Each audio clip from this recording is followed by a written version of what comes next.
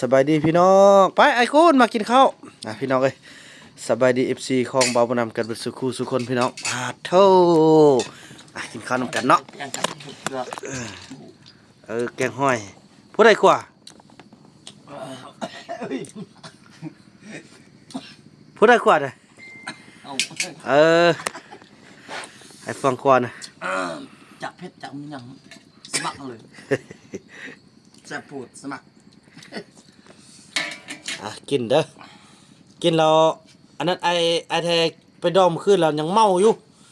ไปงานดองโอ้พี่น้องงานติ๊กลึกเลยเดี๋ยวนี้นะงานตลอดเลย3 โมงเรามาคือมันคือ3 โมงโอ้เขายังเรียนโทรศัพท์นั่งเพราะมันเป็นอันน้องซาวลาของอันประธานนั่นนะประธานแนวเมืองนั่งงามๆเด้อโอ้ไอเฟืองน้องกินข้าวบนนั่งงามเลยนั่งในไอ้นู่นไอ้คุณนี่โอ้บนนั่งคัตมัดก็ได้ของผู้ชายนี่ชนิดไอ้คุณนี่นะสาลีแท้กันนั่งได้ก็ได้พอมันท้องย่างแล้วดิเอามื่อนี้ลูกมันประเด็นเนี่ยเมื่อวานกวาดที่เมื่อก่อน2 มื้อมันก็มันจะหนักออกหรอกเดือน3 เดือนออก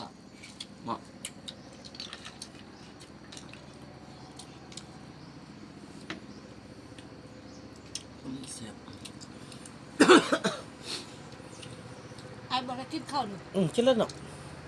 จมไปมาเมื่อวาน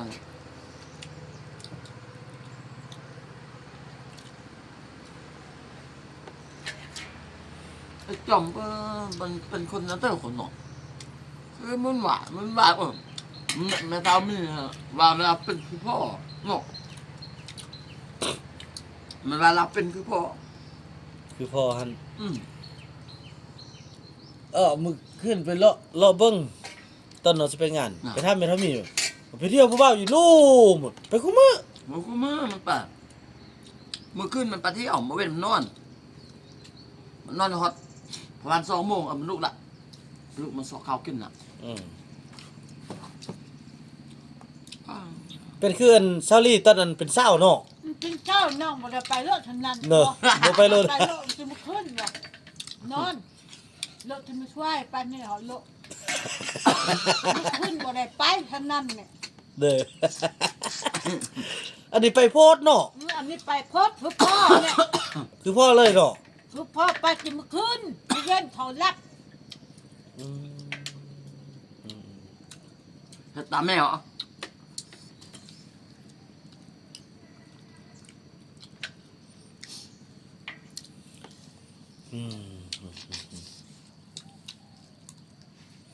ห้อยนี่ภาษาตั้งฮักตั้งเรื่องว่าแสดงกับตัวห้อยนั่นเนาะเนี่ยห้อยตัวเนี่ยโจนโจนแล้วนั่นได้ความผู้หญิงเดี๋ยวว่าแสดงคือกันบ่เนาะคือกันตัวอีกแหละบ่ว่าดีๆแม่เนาะคุณเนาะได้คุณเนาะบ่แม่นตัวโจนคือกันติบ่แม่นความผู้หญิงน่ะบ่แม่นเนาะน่ะบ่ไอ้เด้ไป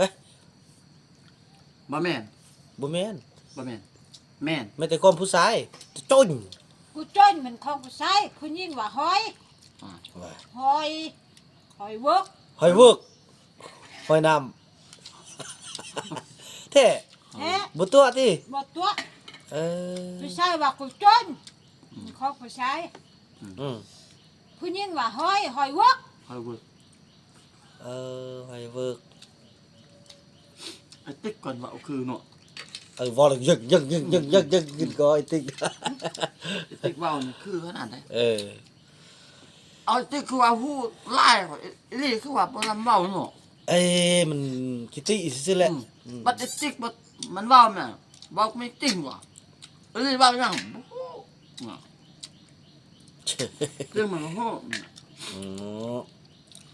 คิดตัวซื่อเนาะ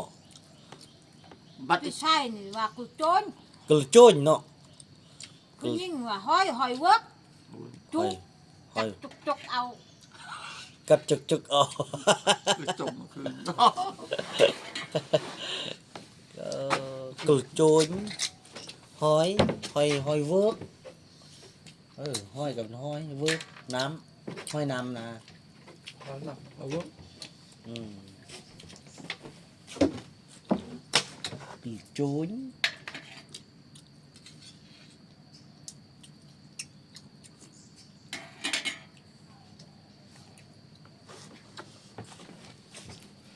ว่าอย่าว่าสำคัญสุดเลย อย่าต้มนะอ่า เพราะว่าเขาจะว่าต้มแต่น้ำอันนี้กินแค้นไปดีก็ถือว่าไอ้เฟื่องพี่น้องต้มยาแถวนี่แหละกินน่ะเพราะว่าเจ็บไปเอโกเบิ่งแล้วบ่แม่นกระดูกเก่าที่ว่าขาแตกหั่นน่ะเป็นกระดูกที่มาอยู่บนเอวมันใส่เอวตลอดนะเนาะซาลี เนี่ย แตรบตลอดนะเนาะก็เลยเจ็บเอว ข้อสูงติ บ่ต้มมะขอให้ดีแล้วแล้วก็ต้มยากินแล้วก็ดีแล้วพี่น้องเอ้ยดีจังนะโอ้มื้อนั้นมันเลือดดังเลือดปากออกเลยอ่ะว่าปัดโธว่ะสิตายปะกันได้ว่ะ คือว่าเขาอันนั้นเจ็บแอวจนลุกบ่ได้เลยเลือดก็ออกแล้วตั้งก็ออก อืม แอวก็เจ็บลุกบ่ได้เลยขาคิดสิบ่รอดต้มยานี่กินแค่ไหนอันนี้ยังเจ็บหลาย คอยพยายามกินพยายามกินต้มกินเรื่อยๆแล้วก็งดเหล้างดเบียร์ช่วงนี้นะ บ่ลำกิน ตัวแค่ละเนาะดีใจให้พี่น้องเอ้ย บ่ลำกินนะครับเราแต่บ่กินจักเทื่อเลย อ่า คืออยู่บ้านน่ะถือมื้อหนึง3-4ป่อง เชื่อ เดี๋ยวนี้เศร้าแล้วบ่กินเลยตังบ่กินเลยเราเบียร์เนี่ยแต่เก่ากินตลอดแต่นี้บ่ลำกิน กินมาก่อนนี่ เบิ่งมื้อวันที่25นี่จะได้จะได้ไปกินข้าวกินน้ำกันว่าขาดไอ้คลำไอ้ก็บ่ต้องกินเบียร์นะพอไปกินแต่ข้าวแต่น้ำเฮาได้รับการเชิญไปร่วมงานเปิดร้านอาหารเอาไอ้คุณก็ไปนำไอ้คุณนี่ไอ้คุณเมาแล้วอยากเลาะนะเว้ยบ่เลาะ ไป เด้ แล้ อ วไก่มันบ่ไปหรอก บ่เลาะเด้อเป็นไปเด้อไปกินเบียร์เนาะกินแล้วฮอนน้ำมื้อไอ้พามื้อเลยนกก็ไป นักขย่างนะขย่าง หานอาหารมีหลายคนไปกินนำกัน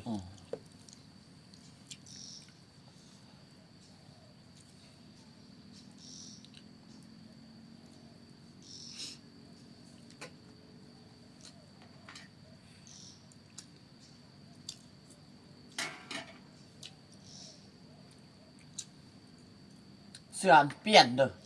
เสื้อเจ้าเก็บลายบ่ลายอันนั้นมันมีเลือด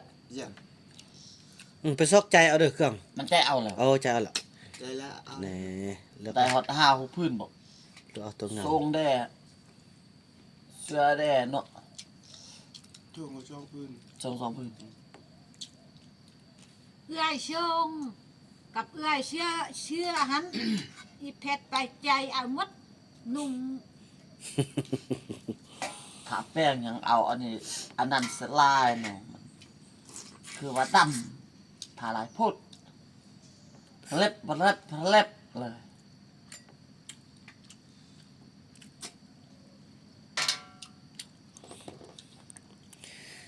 ไอ้พากันอันนั้นน่ะสังเกตเบิ่งแล้วตอนอันเซาลีไปอันนั้นนะไปห้องหมอนะว่าแปลกไว้ไอ้เฟืองนี่เป็นคือว่าดูแลเซาลีดีแท้นะบ่โหเขาเจ้ารักแจ้กันมาก่อน เออเอบ่ว่ากันบ่นี่บ่ดีมันลูกไอ้เฟืองแท้ๆแล้วนี่น่ะแท้บัดออกเนี่ยสิพาไปกดเลือด ถ้าว่าบ่แม่น ครับไปกดเลือดเบิ่งบ่เที่ยงบ่ได้เด้ แม่นกันเอากวดเลือดโอ้กวดเลือดถ้ามันทึกของพ่อยป้าโต ก็ถือว่ามี ใช่แท้ ก็ถือว่ามีผู้สืบทอดแล้วเนาะ บ่มีก็ย่า ตึกบ่แม่นของเฮาก็ตึกเขาก็ยังเอาของเขามาเลี้ยง แม่น เอาบ่มีแห้งดิใจเอา เบิ่งคือบางคนอยากได้เด้ อืม เดี๋ยวนี้มี FC หลายคนโทรมาเพิ่นอยากได้เอาไปเลี้ยง น่ะ แล้วเนาะว่าอย่า บ่ให้เลย พอแต่เฮาก็คนก็น้อยอยากให้มันคนหลายเพิ่มประชากร อยากได้เป็นพลเมืองบ้านเฮามันหลาย อืม เอาเลี้ยง วันนี้ ไว้ เรา เลี้ยงไว้เลี้ยงไว้ พอยังว่าคุหมดซะว่านี่ที่นี่ซะอยู่นำบ่ไล่น่ะอยู่มาจักกี่เดือนบ่เคยมีเลยแบบมันคือเป็นคนแบบ มันเป็นคนพิการนะเนาะมันคนบ่แข็งแรงนะบักไหลเนาะมันเป็นคนแบบคือไปซะนี่ลากค่าเนาะมันบ่แข็งแรงเบิ่งเนี่ยแล้วบ่มีแล้วบัดนี้เห็นมาเบิ่งระทึกช่วงที่อันอ่าไปนั่นกันแล้วนี่นะแล้วตัวนี้อันหม้อไล่เด้อพี่น้อง FC เอ้ยอาจจะได้แจ้งข่าวเมื่อวานนี้ก็ทางแขวงทางเจ้าหน้าที่แขวงเมืองโทรหาว่าตัวนี้หันว่าเกี่ยมจิตตัดสินอิสรภาพแล้วเรื่องอันหม้อไล่นะเจ๊เท่าใดอ่าแล้วก็มีช่องทางหนึงก็คือเฮาสั่งฟ้องนี่จะดำเนินตามกระบวนการกฎหมายอหยังตั้งก็จะมีการที่ว่าเสียทางแพ่งทางอาญาทางมันมีทางแพ่งก็คือว่าจะปกป้องจิตใจเฮา จอก ว่าพวกเฮานี่เฮาสิปรับมาอิหยังต่างๆนะสิปรับมาเอาเงินเอาคำทบูสู่คนอิหยังต่างอันที่หนึ่งอันที่สองมาก็ว่าเรื่องอันทบูสู่คนอิหยังต่างนั่นแหละอันที่สองมาก็ว่าเรื่องกฎหมายนั่นก็อันนั้นแท้มันจะว่าเรื่องกระบวนการกฎหมายมันถึกข้อใดก็สิไปเฮ็ดตามนั้นจำคุกจักปีติดคุกเท่าใดอันอันที่สองอันที่สองก็คือว่าคันเฮาบ่อยากเอาเรื่องเอาความนี่จะเฮ็ดบ่มอบสิทธิ์แล้วก็ให้เขาเจ้าไปปฏิบัติตามหน้าที่ตามเจ้าหน้าที่แล้วน้องเลือกเส้นทางนี้น้องเลือกเส้นทางที่ว่าเฮาน้องจะเกี่ยมเขาจะส่งแบบฟอร์มมาแล้วน้องจะเซ็นว่าบ่เอาเรื่องเอาความหยังเฮาน่ะมอบให้กฎหมายแล้วเอาไปเลยกฎหมายเช่นหยังก็เฮ็ดแต่เฮาบ่ปรบมือบ่หยังแต่ว่าเรื่องคันเฮาสิไปอยากให้เขาปรบมือน่ะมันก็จะถึก2อันนึงก็ปรบมือได้เสียนะเฮาซ้อมมากะเรื่องอันคดีต้องได้ไปปฏิบัติอยู่แล้วตัวนั้นน่ะแล้วนี่เฮาก็อยากตัดออกตัวนี้แล้วเขาตามวิตามเก่าเขาเฮาบ่อยากมีบาปมีกรรมหยังนะปล่อยไปตามนั้นถือว่าตัดขาดได้ถือว่าบ่เป็นคนเฮาแล้วเด้คันน้องเส้นออกแล้วก็ถือว่ามอบไปปฏิบัติแล้วก็ไกล3ปีขึ้นมาแล้วก็บ่มีสิทธิ์ที่ว่าจะเป็นอันคนมาอยู่นำเฮาแล้วเฮาก็บ่รับอีกเด้เฮาก็สิบ่รับแล้วก็เวลาตัดสินเฮาก็สิบ่ได้ไปร่วมมีแต่พี่น้องเขาไปร่วมน่ะก็สิแนะนำมาแหละก็สิหลายปีอยู่พี่น้องเอ้ยตามกฎหมายตามนั้นแท้ก็ถือข้อห้าเจตนาฆ่าเจตนาที่พยายามบ่แม่นพยายามเด้ตั้งใจและเจตนาบ่แม่นฆาตกรรมตั้งใจฆ่านั่นซะมันจะจำคุกอยู่15 5 20 5 ปีบัดนี้แล้วปรับใหม่อีก50 ล้าน500 ล้านเด้พอตั้งใจเด้แต่ก็คือว่าแหละมันก็บ่มีเงินมีคำปานนั้นดอกกันมีคนจังซั่นแหละพี่น้องเขาก็ยังอยู่แบบนั้นเฮาก็ตัดขาดซะเฮาบ่เอาเวรเอากรรมเฮาบ่มีบาปมีกรรมเพราะเขาเฮ็ดเองเด้เนาะแม่นบ่เฮาแท้บ่เกี่ยวแต่ว่าอย่าสู้มาหาเฮาตึมมาแล้วก็แม่นก็คือสิบ่ได้มาดอกเพราะว่าฝากไว้นำกฎหมายแหละกฎหมายก็ฮู้ว่าอันใดควรอันใดบ่ควรเด้บัดนี้เอาคันปล่อยมาเฮานี่บ่รับอันที่1อันที่2มาบ้านเขาบ่รับได้เขาโทรมาหาน้องได้แล้วพี่น้องเขาก็บ่รับอีกเดี๋ยวนี้เพราะผู้เกี่ยวเป็นคนที่ว่าดื้อไปเว้าแล้วบ่ฟังน่ะบ่มีฮอดบ่อยู่บ่มีสมุนครัวเดี๋ยวนี้นี่เอาไปมาเว้าเขามาซะเขาไปใต้คุกก็ใต้ที่มันซื่อมันบ่มีพี่บ่มีน้องหยังเลยนะเดี๋ยวนี้พี่น้องเขาก็บ่เบิ่งพี่น้องเขาก็หมดความสามารถที่จะโอ้ล้มเลยเด้เขามอบให้เจ้าหน้าที่หมดเจ้าหน้าที่ก็เฮ็ดซะได้ก็เอาตามกฎหมายที่ข้อใดมันเป็นเท่านั้นพี่น้องเอ้ยเนาะเถือเบานำบ่เอาเวรเอากรรมหยังแหละปล่อยเดี๋ยวเบานำจะพาทุกคนไปเบิ่งว่าเบานำตัวบ่อิหยังต่างเนาะเราจะพาไปแล่นอันนั้นก็ได้แล่นจักซี่แหละพี่น้องเอ้ยก็จะเอาเงินเอาคำเด้อเขาก็บ่มีเด้คันมีบ่เพิ่นนำก็บ่เอาดอกมันบ่คักนะแบบนี้เนาะเงินแบบนี้บ่เอาเฮาหาด้วยตัวเฮาเองบ่เอาแท้ๆบ่ให้มีเวรมีกรรมหยังต่อกันตัดเวรตัดกรรมกันจะว่ากันจังซั่นแหละพี่น้องเนาะถือว่าเดี๋ยวเบิ่งแต่ละอย่างเนาะเพราะว่าสิได้ร่วมพาไอ้คูนไปร่วมงานเปิดร้านอาหารแต่งเนาะอยู่ทางพุ่นละเดี๋ยวบ่าวนั้นจะพาไปเบิ่งเนาะไปม่วนไปซื่นแล้วก็เสร็จภารกิจก็สิแม่นไปเบิ่งไอ้ยกเอาเครื่องไปให้นุ่งบุญรอดนี่ เกี่ยมไว้แล้วพี่น้องเครื่องเอาไปให้พุ่นละสุดซะสุดหนึงก็กุมต้นแล้วหด3 เดือน 4 เดือนพุ่นแหละสุดหนึงเขานุ่งน่ะนุ่งบ่ซักเด้นุ่งจุดคาดพุ่นแหละเนาะคันเกิดมานี่คันแม่นไปกวดเลือดเบิ่งว่าแม่นลูกไอ้เฟืองน่ะไปดีใจสุดแหละไปกวดนี่พี่น้องเอ้ยพาไปกวดอยู่นครหลวงเวียงจันทน์